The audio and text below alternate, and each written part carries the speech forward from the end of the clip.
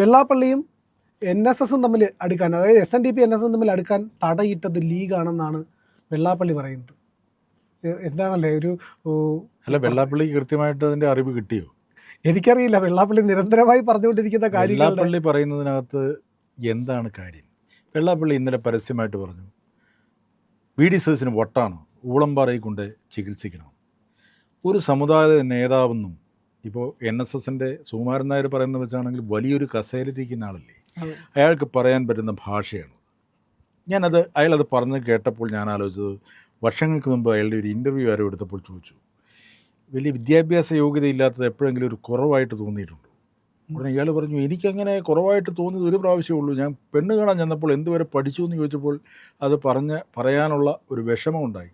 അതല്ലാതെ വേറെ ഒരു സമയത്തും വിദ്യാഭ്യാസ യോഗ്യതയുടെ കുറവ് കൊണ്ട് എനിക്കൊരു കുഴപ്പമുണ്ടായിട്ടില്ല. ആ കുഴപ്പം ഇങ്ങനെയുള്ള ചില വാചകങ്ങളിലാണ് നമുക്ക് മലയാളികൾക്ക് മനസ്സിലാവുന്നത്. ശരിയല്ലേ? പിന്നെ ഇപ്പോൾ NSSും SNDP, അതായത് സുകുമാരൻ നായരും വെള്ളാപ്പള്ളിയും കൂടെ ഒന്നുചേരാൻ പോകുന്നു, ഒന്നിച്ച് നിന്ന് നേരിടാൻ പോകുന്നു. കോൺഗ്രസ്സിന് അപജയമാണ്, കോൺഗ്രസ്സിനെ നേരിടാൻ പോകുന്നു എന്നല്ലേ പറഞ്ഞത്. അതായത് പിണറായി വിജയൻ്റെ മൗത്ത് പീസാണ് വെള്ളാപ്പള്ളി നടേശൻ. ആ വെള്ളാപ്പള്ളി നടേശൻ ഒരുപാട് പുകഴ്ത്തി അങ്ങേയറ്റത്തെത്തിച്ചു സുകുമാരൻ നായരെ. അങ്ങനെ പുകഴ്ത്തി പറഞ്ഞുകൊണ്ട് നായാടി മുതൽ നമ്പൂരി വരെ, ഇത് നേരത്തെ ഒരിക്കൽ പറഞ്ഞിരുന്ന കാര്യമാണ്, ഒന്ന് ചേർപ്പിച്ച് CPMനെ അധികാരത്തിലെത്തിക്കുക, അല്ലെങ്കിൽ LDFനെ അധികാരത്തിലെത്തിക്കുക എന്നുള്ളതാണ് ലക്ഷ്യം. ഞാൻ ഒരു സിമ്പിൾ ക്വസ്റ്റ്യൻ പ്രിയനോട് ചോദിക്കുകയാണ്. വെള്ളാപ്പള്ളി നടേശൻ വോട്ട് ചെയ്യണമെന്ന് പറഞ്ഞാൽ ഇവിടുത്തെ SNDP യോഗമോ ഈഴവരോ വോട്ട് ചെയ്യുമെന്നാണ് വിചാരിക്കുന്നത്? എങ്കിൽ അങ്ങനെ ആയിരുന്നെങ്കിൽ BDJS ജയിക്കണമായിരുന്നു. BDJSന് എത്ര സീറ്റ് കിട്ടണമായിരുന്നു? അതെ. ഇവിടെ ഈഴവർക്കൊരു പരിഹാസ കഥാപാത്രമാണ് വെള്ളാപ്പള്ളി നടേശൻ. എനിക്ക് എത്രയോ ഈഴവ സുഹൃത്തുക്കളുണ്ട്. അവർ പറയുന്നത് അയാൾ ഈ വായിൽ വെള്ളം ഒഴിച്ച് വർത്താനം പറയുന്നത് പോലെ കാര്യങ്ങൾ മനസ്സിലാവുകയില്ല, എന്തൊക്കെയോ വളവള എന്ന് പറയുന്നു. അയാൾക്ക് ഇത്രയും പ്രായമായി, റെസ്റ്റ് എടുത്ത് എവിടെയെങ്കിലും ഇരുന്നുകൂടെ? ഇപ്പോഴും ആ അധികാര കസേരയിൽ നിന്ന് ഇറങ്ങില്ല. ആ അധികാര കസേരയിൽ എത്താൻ വേണ്ടി അയാൾ കാണിച്ചിട്ടുള്ള കൃത്രിമ മാർഗങ്ങൾ അറിയാമല്ലോ. അതെ, കേരള സമൂഹത്തിൽ എല്ലാവർക്കും അറിയാം. അപ്പോൾ അയാൾ മരിക്കുമ്പോഴും SNDP പ്രസിഡൻ്റായിട്ടിരുന്ന് മരിക്കണം, സെക്രട്ടറി ആയിട്ടിരുന്ന് മരിക്കണം എന്ന് പറയുന്ന അയാളുടെ ഒരു ആഗ്രഹമാണ്. അതിനുവേണ്ടി എന്തൊരു കൃത്രിമ മാർഗവും സ്വീകരിക്കും. അവിടെ അയാളുടെ സ്വന്തം സഹചാരിയായിരുന്ന ഒരു മനുഷ്യൻ ആത്മഹത്യ ചെയ്തില്ലേ? ആ കേസൊക്കെ എവിടെ പോയി? അയാൾ എഴുതി വെച്ചു, മൈക്രോ ഫിനാൻസ് എന്ന് പറയുന്നതിൻ്റെ തട്ടിപ്പൂണ്ട് എൻ്റെ തലയിലേക്ക് ഇടാൻ ശ്രമിച്ചത് കൊണ്ടാണ് ഞാൻ ആത്മഹത്യ എന്ന് വരെ എഴുതിയിട്ട് ആ കേസ് അവിടെ പോയി. അപ്പോൾ രാഷ്ട്രീയക്കാരെ, ഭരിക്കുന്ന രാഷ്ട്രീയക്കാരെ സ്തുതിച്ചുകൊണ്ട് നിൽക്കണം. എന്നാൽ VD സതീശൻ പറഞ്ഞു, ഞാൻ തിണ്ണനിറങ്ങാൻ പോകില്ല, സമുദായ നേതാക്കളുടെ തിണ്ണനിറങ്ങാൻ പോകില്ല. ആ അത് അങ്ങനെ പറയുമ്പോൾ അതിൻ്റെ വാച്യാർത്ഥത്തിലല്ല എടുക്കേണ്ടത്, അതിൻ്റെ ആന്തരികാർത്ഥത്തിലാണ്. ഞങ്ങളെ വോട്ട് ചെയ്ത് വിജയിപ്പിക്കണേ എന്ന് പറഞ്ഞ് പോവില്ല. പക്ഷേ ചിലപ്പോൾ ജയിച്ചു കഴിഞ്ഞോ അല്ലെങ്കിൽ അധികാരം കിട്ടിക്കഴിയുമ്പോഴോ അവരെ കണ്ട് ഒരു നന്ദി അറിയിക്കാൻ വേണ്ടി പോവുക എന്ന് പറയുന്നതും തിണ്ണനിറങ്ങാൻ പോകൽ തന്നെയാണ് ഒരർത്ഥത്തിൽ. ഇപ്പോൾ സുകുമാരൻ നായർ ചോദിക്കുന്നത്, സഭാ സെനഡ് കൂടിയപ്പം എന്തിനാണ് VD സതീശൻ അവിടെ പോയത്? അവരുടെ കാല് പിടിക്കാനല്ലേ? സുകുമാരൻ നായർക്ക് അറിയാമോ അവരുടെ കാല് പിടിച്ചോന്ന്? സഭാ നേതാക്കന്മാരുടെ കാല് VD സതീശൻ പിടിച്ചോന്ന് അറിയാമോ? മനസ്സിലായോ? ഇത് ഒരു ബ്രോത്തൽ ഹൗസിൻ്റെ അടുത്തുകൂടി പോയാൽ അവൻ അവിടെ കയറിയിട്ട് ഇറങ്ങി വരികയാണെന്ന് പറയുന്ന പോലെയല്ലേ ഇത്? അപ്പോൾ സുകുമാരൻ നായരും ഒരു സമുദായ നേതാവാണെന്നാണ് പറയുന്നത്. പക്ഷേ NSSൽ ആർക്കും സുകുമാരൻ നായരെ കാണാൻ പറ്റില്ല. ഒരു നല്ല നായർ തറവാട്ടിലെ ഒരു ചെറുപ്പക്കാരൻ, ചങ്ങനാശ്ശേരിക്കാരന്, എന്നോട് പറഞ്ഞു, ഞങ്ങളുടെ സുഖം അങ്ങനെ പലതും പറയും, അതൊന്നും കാര്യമാക്കണ്ട. തമാശയ്ക്കാണ് പറഞ്ഞതെങ്കിലും അതിനകത്ത് എല്ലാം അന്തർലീനമാണ്. ഇനി വെള്ളാപ്പള്ളി നടേശൻ പറയുന്നു പിണറായി വിജയൻ 3ാം വട്ടം അധികാരത്തിൽ വരുമെന്ന്. അത് കേട്ടപ്പോൾ VD സതീശനും കോൺഗ്രസ് നേതാക്കളും പൊട്ടിച്ചിരിക്കുകയാണ്. കാരണം ഏതെല്ലാം കാലഘട്ടത്തിൽ ആരോടൊപ്പമാണോ വെള്ളാപ്പള്ളി നടേശൻ നിന്നിട്ടുള്ളത് അവരെല്ലാം തകർന്നടിച്ച് ചരിത്രമേ ഉള്ളൂ. കേരള രാഷ്ട്രീയത്തിൽ അങ്ങനെയാണ്. പക്ഷേ ഇപ്പോൾ NSS എടുക്കുന്ന നിലപാട് VD സതീശനെതിരാണല്ലോ. അപ്പോൾ SNDP NSSും VD സതീശനെ തൃപ്തിയല്ല. പക്ഷേ അതേസമയം ചെന്നിത്തലയോട് ആ ഒരു ഐത്തമില്ല. അതാണ് ഞാൻ ചോദിച്ചത്. VD സതീശനെതിരെ നിൽക്കുകയാണെങ്കിൽ ചെന്നിത്തലയോട് എതിരാണോ? ചെന്നിത്തലയും കോൺഗ്രസ്സുകാരനല്ലേ? അതെ. അപ്പോൾ കോൺഗ്രസിനോടല്ലേ എതിർപ്പ് VD സതീശൻ? എന്നിട്ട് സുകുമാരൻ നായർ പറയുന്നത്, എന്നെ സതീശൻ പറഞ്ഞു, എന്നെ ജയിപ്പിക്കണമെന്ന് പറഞ്ഞു. അങ്ങനെ പറവൂര് സുകുമാരൻ നായർ വിളിച്ച് പറഞ്ഞിട്ടാണ് ഇയാൾക്ക് അവിടുത്തെ NSSകാർ വോട്ട് ചെയ്തെന്നാണ് സുകുമാരൻ നായർ സമർത്ഥിക്കുന്നത്. സത്യമാണെന്ന് എനിക്കറിയില്ല.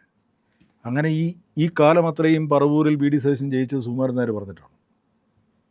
മനസ്സിലായോ? അതെ അതെ. അപ്പം ഇവരൊക്കെ ഈ പല്ലി ഉത്തരം താങ്ങുമെന്ന് പറഞ്ഞ പോലെയാണ്. ഞങ്ങൾ എന്തോ സമുദായത്തിൻ്റെ വലിയ നേതാക്കളാണ്, ഞങ്ങൾ പറഞ്ഞാൽ ആ സമുദായ അംഗങ്ങളെല്ലാം അംഗീകരിക്കുമെന്ന് പറയുന്ന ഇവരുടെ ഒരു മൗഢ്യമുണ്ടല്ലോ, അത് പൊളിച്ചെഴുതി കൊടുക്കണമെന്നാണ് ഞാൻ പറഞ്ഞത്. ഞാൻ മുസ്ലിം ലീഗിൻ്റെ, ഇപ്പോൾ സമസ്തയുടെ ജെഫ്രി കോയ, മുത്തുദ്ദ, ഇവരെയൊക്കെ സൂചിപ്പിക്കാൻ പോകുന്ന ഈ രാഷ്ട്രീയക്കാർ ഇപ്പോൾ സൂചിപ്പിച്ചില്ലേ? മുഖ്യമന്ത്രി പിണറായി വിജയൻ പോയില്ലേ ആ യാത്രയുടെ അവസാനം പൊതുസമ്മേളനത്തിൽ പ്രസംഗിച്ചില്ലേ? പ്രസംഗിച്ചിട്ട് വെള്ളാപ്പള്ളി നടേശനെതിരെ എന്തെങ്കിലും പറഞ്ഞോ? അവിടെ വി ഡി സതീശൻ പറഞ്ഞു, ഇങ്ങനെ വർഗീയ ധ്രുവീകരണം നടത്തുന്ന ആളുകളെ കാറിൽ കയറ്റിക്കൊണ്ടുപോകുമ്പം സൂക്ഷിക്കണമെന്ന്. കാറിൽ കയറ്റിയത് അതും ഞാൻ പറഞ്ഞു വാച്യാർത്ഥത്തിലാണ് എടുക്കുന്നത്. വെള്ളാപ്പള്ളി പറയുകയാണ്, എൻ്റെ പെങ്ങൾക്ക് അച്ഛൻ ഇംഗ്ലണ്ടിൽ നിന്നും കാറ് വരുത്തി കൊടുത്തതാണ്, അന്ന് വി ഡി സതീശന് ഒരു സ്കൂട്ടർ പോലും ഉണ്ടായിരുന്നില്ല, അങ്ങനെ ഒരു കുടുംബത്തിലാണ് ഞാൻ ജനിച്ചതെന്ന് പറയുമ്പോൾ മറ്റൊരു സ്ഥലത്ത് ഇയാൾ പറയുന്നു, ഞാനൊരു അധികൃതനായതുകൊണ്ടാണോ എന്നെ കാറിൽ കയറ്റിയത്, തെറ്റാണെന്ന് പറയുന്നു. കാറിൽ കയറ്റിയതിൻ്റെ സാങ്കത്യം എന്താണ്? അവര് ഒന്നിച്ചു നിൽക്കുന്നു. വെള്ളാപ്പള്ളി നടേശൻ പിണറായി വിജയൻ്റെ സ്തുതിപാഠകനായി നിൽക്കുന്നു, അല്ലെ തിരിച്ചും. വെള്ളാപ്പള്ളിയുടെ നാവിൽ സരസീകരിക്കുന്നല്ലേ ഇയാൾ പറഞ്ഞത്, മുഖ്യമന്ത്രി പറഞ്ഞത്.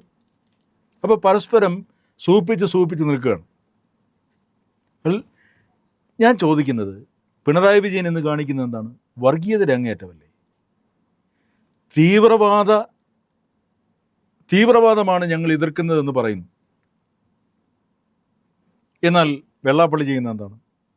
മുസ്ലിം വിരോധമല്ലേ കാണിക്കുന്നത്? പക്ഷെ ഒരു കാര്യമുണ്ട്, NSSനെയും SNDPയെയും തമ്മിൽ അകറ്റിയത് ലീഗാണെന്നുള്ളത് ശരിയാണ്. കാരണം ഒരു ഹിന്ദു ഐക്യം ഉണ്ടായിക്കഴിഞ്ഞാൽ അത് ഏറ്റവും വലിയ ഭീഷണിയാവാൻ പോകുന്നത് ലീഗിനാണെന്ന് ലീഗിന് നല്ലപോലെ അറിയാം. കാരണം മെജോറിറ്റി ആയിട്ടുള്ള പാർട്ടി BJPയോട് അടുത്ത് കഴിഞ്ഞാൽ ഏറ്റവും വലിയ ഇടിവുണ്ടാവാൻ പോകുന്നത് ലീഗിനാണ്. കോൺഗ്രസ് മുന്നണി തന്നെ തീർന്നു പോകാനുള്ള സാധ്യത ഉണ്ടാവും. അല്ലാതെ ഒരു പരിധിവരെ ശരിയായിരിക്കാം.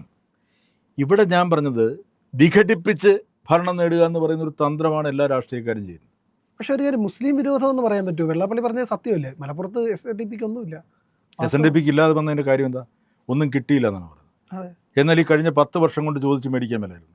പിണറായി കറതീർന്ന മുഖ്യമന്ത്രിയാണെന്നും നലം തികഞ്ഞ മനുഷ്യനാണെന്നും പറയുന്ന ഈ മുഖ്യമന്ത്രിയോട് ചോദിച്ച് 10 വർഷം കൊണ്ട് മേടിക്കാൻ മേലായിരുന്നു. എന്താ മേടിക്കാതിരുന്നത്? കോൺഗ്രസ് ഭരിച്ചുകൊണ്ടിരുന്നപ്പം കൊടുത്തില്ല എന്ന് പറയുന്നുണ്ട്. അതിന് മുമ്പ് ഇവിടെ LDF ഭരിച്ചല്ലോ, അച്യുതാനന്ദ മുഖ്യമന്ത്രിയല്ലായിരുന്നു. അല്ല, എല്ലാ കാലത്തും ഈ ലീഗിൻ്റെ അപ്രമാദിത്വം അവിടെ ഉണ്ട്. ലീഗിൻ്റെ അപ്രമാദിത്വം എന്ന് പറയുന്നത് ഇടതുപക്ഷം ഭരിക്കുമ്പോൾ ലീഗിന് എന്താ അപ്രമാദിത്വം? അല്ല, ഇസ്ലാമിക പ്രീണനത്തിൻ്റെ ഭാഗമായിട്ട് ഈ കഴിഞ്ഞ ഒരു 2 വർഷമായിട്ടല്ലേ ലീഗുമായിട്ട് CPM ഒന്ന് ഇടഞ്ഞു? ഇല്ലെങ്കിൽ ഞാൻ പറഞ്ഞത് ഇസ്ലാമിക പ്രീണനമോ ഹിന്ദു പ്രീണനമോ ഈഴവ പ്രീണനമോ ഇതൊന്നുമില്ലാതെ ഈ ഭരിക്കുന്നവർക്ക് ഭരിക്കാൻ പറ്റില്ലേ? പറ്റേണ്ടതല്ലേ? ജനാധിപത്യ രാജ്യത്ത് എല്ലാവരും മനുഷ്യരാണ്. ഞാൻ പറയുന്നതെന്ന് അറിയോ, ഇവിടെ ഈ ന്യൂനപക്ഷ വിഭാഗത്തിനുള്ള എല്ലാ ആനുകൂല്യങ്ങളും എടുത്തു കളയണമെന്ന് പറയുന്ന ആളാണ് ഞാൻ. എന്ത് ന്യൂനപക്ഷം, എന്ത് ഭൂരിപക്ഷം? ഇവിടെ കത്തോലിക്ക സഭയിൽ ലത്തീൻ കത്തോലിക്കർ ന്യൂനപക്ഷമാണത്രേ. എന്നാൽ മറ്റേ റോമൻ കത്തോലിക് അല്ലെ സിറിയൻ കത്തോലിക് എന്ന് പറയുന്നത് അവർ ന്യൂനപക്ഷമല്ല. എന്ത് ന്യൂനപക്ഷമാണ്? ഈ സമുദായത്തിൻ്റെ ന്യൂനപക്ഷ സമുദായങ്ങൾ എന്ന് പറഞ്ഞ് അവർക്ക് കൊടുക്കുന്ന എല്ലാ ആനുകൂല്യങ്ങളും എടുത്തു മാറ്റണം. അത് പാടില്ല. കേരളത്തിലെങ്കിലും എങ്ങനെ ഒരു തുടക്കം കുറിക്കാൻ കഴിയുന്ന ഏതെങ്കിലും രാഷ്ട്രീയ പാർട്ടി അധികാരത്തിലെത്തണമെന്നാണ് ഞാൻ ആഗ്രഹിക്കുന്നത്. ഇപ്പോൾ ഹിന്ദു അവർ ഭൂരിപക്ഷ സമുദായമാണ്, അവർക്കതുകൊണ്ട് ആനുകൂല്യങ്ങളൊന്നുമില്ല, ശരിയല്ലേ? അതെ. മുസ്ലിം ന്യൂനപക്ഷം, എന്ത് ന്യൂനപക്ഷം? എവിടെയാണ് ന്യൂനപക്ഷം? വളർന്നുകൊണ്ടിരിക്കുകയല്ലേ. അതെ. അവരിന്ന് എത്ര ശതമാനമുണ്ട്? വോട്ട് നില ഓരോ വർഷവും കൂടിക്കൊണ്ടിരിക്കുകയല്ലേ. ക്രിസ്ത്യൻ ന്യൂനപക്ഷം, മനുഷ്യരെ മനുഷ്യനായിട്ട് കാണാൻ പറ്റുന്ന ഏത് രാഷ്ട്രീയക്കാരുണ്ടോ അവരോടൊപ്പമായിരിക്കണം മലയാളി നിൽക്കേണ്ടത്. എന്തിനാണെന്ന് ഈ മതം കുത്തിത്തിരികുന്നത്? ഈ മതം ഒരു ഷാജി പ്രസംഗിക്കുന്ന കേട്ടു, മതമാണ് മതമാണ് മതമാണ് എല്ലാം. എനിക്ക് പുച്ഛം തോന്നി, സത്യം പറയാം. മതം എന്ന് പറയുന്നത് അശ്ലീലമാണ്. എന്ന് വെച്ചാൽ മനുഷ്യൻ്റെ രഹസ്യ സ്വഭാവങ്ങളുണ്ടല്ലോ, രഹസ്യമായി ചെയ്യേണ്ട കാര്യങ്ങളുണ്ടല്ലോ. ഇപ്പോൾ സെക്സ് പരസ്യമായിട്ട് ചെയ്യാറില്ലല്ലോ എന്ന് പറഞ്ഞ പോലെയാണ് മതവും. അവൻ്റെ വിശ്വാസവും പ്രാർത്ഥനയും മതവുമെല്ലാം അത് രഹസ്യാത്മകമായിരിക്കണം. അതല്ലാതെ മതമാണ്, എൻ്റെ മതത്തെ വലുതാക്കുന്ന രാഷ്ട്രീയ പാർട്ടിയുടെ കൂടെയാണ് ഞാനെന്ന് പറയുന്ന ആ ചിന്ത മാറ്റണം. ജനങ്ങൾക്ക് വേണ്ടി നിലകൊള്ളുന്ന രാഷ്ട്രീയ പാർട്ടി ആയിരിക്കണം ഇവിടെ ഉണ്ടാവേണ്ടത്. ഇപ്പോൾ വെള്ളാപ്പള്ളി ഈഴവ സമുദായത്തിന് കിട്ടിയില്ല, അല്ലെ ഈഴവ സമുദായം, അപ്പോൾ പിന്നെ മറ്റ് സമുദായങ്ങളാരും മനുഷ്യരല്ലേ? ഇനി ഈഴവരും നായരും കൂടി ഒന്നിക്കുന്നു, അപ്പം നമ്പൂരിമാരെവിടെ നിൽക്കും? എവിടെയാണ് ഉണ്ടാവുക? അല്ലെങ്കിൽ ഹിന്ദു ഇതിൽ തന്നെ എത്രയോ വിഭാഗങ്ങളുണ്ട്. പിഷാരടിമാർ, നമ്പ്യാരുമാർ, ഇല്ലേ, അതെ, നായനാർമാർ, ഇതെല്ലാം ഹിന്ദുക്കളല്ലേ? അതെ, മാരാര്? നായറിനകത്ത് വരുന്ന സെക്റ്റുകളാണ്. നമ്പൂരി നായറിനകത്ത് വരില്ലല്ലോ. ഇല്ല, നമ്പൂരി അതിനകത്ത് ഇല്ല. അത് മാറി നിൽക്കും. അതെ, തീയരുണ്ട്, പുലയരുണ്ട്, പറയറുണ്ട്, അങ്ങനെ ഒരുപാട് ജാതികളും വേറെ. പുലയർക്കൊക്കെ പിന്നെ സംവരണം ഉണ്ടെന്ന് വിചാരിക്കും. അതെ. അപ്പോൾ ഈ നമ്പൂരിമാരൊക്കെ എന്ത് ചെയ്യും? അവർക്ക് വേണ്ടേ? അവർ മനുഷ്യരല്ലേ? അപ്പം നമ്പൂരി മുതൽ നായാടി വരെ അതെ, ഒന്നു ചേർന്ന് നിൽക്കുമെന്നാണ് വെള്ളാപ്പള്ളി പറയുന്നത്. എനിക്ക് എൻ്റെ ഓർമ്മ ശരിയാണെങ്കിൽ ഒരു 10 വർഷം മുമ്പാണ് നമ്പൂരി മുതൽ നായാടി വരെ വലിയ മഹാസമ്മേളനം നടത്തിയത്. ഇന്ന് ആ നായാടികൾ എവിടെയാണ്? നമ്പൂരിമാരെവിടെയാണ്? ഇയാളൊരു വലിയ നേതാവാണെങ്കിൽ ഇയാൾക്കത് ഒത്തൊരുമിച്ച് കൊണ്ടുപോകാൻ പറ്റിയോ? വീണ്ടും ഇപ്പോൾ ഒരു ഇലക്ഷൻ വരുമ്പോൾ നമ്പൂരി മുതൽ നായാടി വരെ എന്ന് പറഞ്ഞിട്ട് ഉണ്ടാക്കുകയാണ്. അതും പിണറായിക്ക് വേണ്ടി. അതിനിടയ്ക്ക് എവിടെയോ ഞാൻ ഒരു പ്രയോഗം കണ്ടു, നായാടി മുതൽ ക്രിസ്ത്യാനി വരെ എല്ലാവരെയും കൂട്ടുവന്നു. കണ്ടിരുന്നു അത്? ഇല്ലാതെ ഇയാളുടെ ഒരിത്, അത് ക്രിസ്ത്യാനികളുടെ ആ കൂടെ ചേർക്കാം. ഇതെല്ലാം പിണറായി വിജയനെ അടുത്ത് മുഖ്യമന്ത്രിയാക്കാനുള്ള ഒരു അടവ് തന്ത്രമാണ്. എങ്കിൽ ഞാൻ വെല്ലുവിളിച്ച് പറയുകയാണ്, പിണറായി വിജയൻ എന്ന് പറയുന്ന രാഷ്ട്രീയ നേതാവിന് ധൈര്യമുണ്ടെങ്കിൽ ധർമ്മടത്തൊന്ന് മത്സരിക്കട്ടെ. ധർമ്മടത്ത് മത്സരിച്ച് തോറ്റുപോകുന്നല്ല. ഇത്തവണ LDF അധികാരത്തിൽ വരുന്നില്ലെങ്കിൽ ഇയാൾ ഒരു MLA ആയിട്ട് മാത്രമേ ഇരിക്കൂ, പ്രതിപക്ഷ നേതാവായിട്ടിരിക്കൂ. ഇയാൾ തിരുവനന്തപുരത്ത് കാലുകുത്തില്ല. അതുകൊണ്ട് ഞാൻ മനസ്സിലാക്കുന്നത് അയാൾ മത്സരിക്കില്ല, ഇലക്ഷൻ നയിക്കും. ഇനി LDF എങ്ങാനും അധികാരത്തിൽ വന്നാൽ മുഖ്യമന്ത്രി ആവും. 6 മാസത്തിനകം എവിടെയെങ്കിലും ബൈ ഇലക്ഷൻ നടത്തി അവിടെ വരും. അതല്ലാതെ ഇയാൾ ഈ മെയിൻ ഇലക്ഷനിൽ മത്സരിക്കുമെന്ന് ഞാൻ വിശ്വസിക്കുന്നില്ല. കാരണം LDF തറ പറ്റിയിരിക്കുന്നുവെന്ന് അവർക്ക് ബോധ്യമുള്ളത് കൊണ്ടാണ് ഇപ്പോൾ വീടുകൾ തോറും ആളുകളെ വിടുന്നത്. അതെ, എന്നിട്ട് അവർക്ക് നിർദ്ദേശം കൊടുത്തിരിക്കുകയാണ്, ആരോടും ദേഷ്യപ്പെടരുത്, ക്ഷമ വേണം. അവർ ദേഷ്യപ്പെട്ടാലും ക്ഷമയോടെ കേട്ട് നിൽക്കണം. എന്തൊരു ബാലിശമാണ്. കോർപ്പറേറ്റ് സോഫ്റ്റ് സ്കില്ലൊക്കെ പോലെ. അതിനപ്പുറം വേറൊരു കാര്യം, നവകേരള സന്ദർശനം, ഭവന സന്ദർശനം, അത് വേറെ ഉണ്ട്. സർക്കാരിൻ്റെ പ്രോഗ്രസ് റിപ്പോർട്ട് ഉണ്ടാക്കാൻ വേണ്ടി. മൂന്നാമതൊരു കാര്യം കൂടെ, ചീഫ് മിനിസ്റ്റേഴ്സ് ക്വിസ് മത്സരം. അതിലെ ചോദ്യങ്ങൾ മുഴുവൻ ഉത്തരം ഒന്നേ വരുള്ളൂ, പിണറായി വിജയൻ. അതിനകത്ത് ചോദിക്കേണ്ട ചില ചോദ്യങ്ങളൂടെ ഉണ്ട്. സ്വർണ്ണക്കള്ളക്കടത്ത് നടത്തിയ ആദ്യത്തെ മുഖ്യമന്ത്രി ആര്? അതെ. ശബരിമലയിൽ സ്ത്രീകളെ കയറ്റാൻ വേണ്ടി മുൻകൈ എടുത്ത മുഖ്യമന്ത്രി ആര്? ഇത്തരം ചില ചോദ്യങ്ങളോട് ചേർക്കണം. ശബരിമലയിൽ സ്വർണ്ണക്കള്ള നടത്തിയത് ആര്? അപ്പം ഇങ്ങനെ എനിക്ക് ബാലിശമായിട്ട് ഇങ്ങനെ ചിന്തിക്കാൻ കഴിയുന്ന രാഷ്ട്രീയ നേതാക്കന്മാരുണ്ടെങ്കിൽ എങ്ങനെയാണ് കേരളം രക്ഷപ്പെടുക? കേരളത്തിലെ ജനങ്ങളോട് ഞാൻ പറയാണ്, സുസ്ഥിരമായ ഒരു ഭരണ സംവിധാനം ഉണ്ടാകാൻ വേണ്ടി നിങ്ങൾ ബുദ്ധിപൂർവ്വം പറയാം. ഞാനൊരു പാർട്ടിയെയും എന്താണ് പറയുക, പുകഴ്ത്താനോ ഇകഴ്ത്താനോ അല്ല പറയുന്നത്. ജനങ്ങൾ, വോട്ടർമാർ ചിന്തിക്കുക. നമ്മൾ മലയാളികൾക്ക്, അല്ലെങ്കിൽ നമ്മുടെ കേരളത്തിന്, ഈ ഭാരതത്തിലെ ഒരു സംസ്ഥാനമാണല്ലോ. അപ്പോൾ നമ്മുടെ കേരളത്തിന് ഒരു സ്ഥിരത, സുസ്ഥിരത ഉണ്ടാകാൻ വേണ്ടി ഏത് പാർട്ടിയാണ് നമ്മൾ വിജയിപ്പിക്കേണ്ടത്, ആരെയാണ് അധികാരത്തിലേക്ക് കൊണ്ടുവരേണ്ടതെന്ന് ജനങ്ങൾ ബുദ്ധിപൂർവ്വം തീരുമാനമെടുക്കണം. അവിടെ ഞാൻ കമ്മ്യൂണിസ്റ്റുകാരനാണ്, ഞാൻ കോൺഗ്രസ്സുകാരനാണ്, ഞാൻ മറ്റവനാണ്, ഇതല്ല ചിന്തിക്കേണ്ടത്.